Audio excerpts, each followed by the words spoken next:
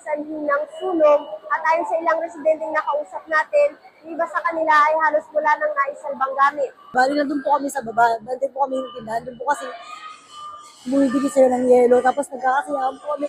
Pagkita po namin, yung taas po, bali na po yung sunog. Hindi na po namin napula. Pag umakit po kami, nasa lubong po namin yung isang kumari ko. Ate, bumaba ka na, wala na. Ano na yung apoy, kaya nagsibabaan na po kami, wala po pulisan po. Hindi ko alam ang dahilan kasi nakatulog na po kami. Kasi nasa baba kami. Nung akala ko kasi may patay dun sa tabi namin, may away.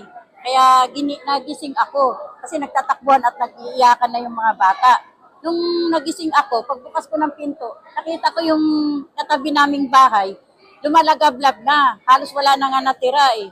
Ang lakas na talaga na apoy. Tumakbo kami, wala nga akong tsinelas, takbo na kami, wala na kaming nadala. Kasi andyan na eh, mainit na sa amin eh. Nag-umpisa kasi siya, matahimik na ang lahat. Actually kasi may lamay din doon malapit.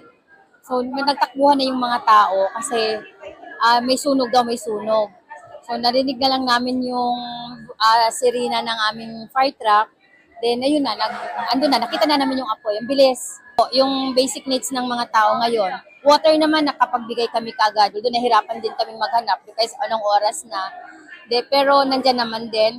Siguro bukas ng umaga yung food nitong mga affected. Kahit hindi nasunog, yung iba yung nabasa lang, totally nabasa. Tapos yung mga responders din po namin at saka yung mga materials, building materials ng mga bahay nila. Yan muna ang latest mula dito sa Taguig City. Bea Cuadra, ABS-CBN News.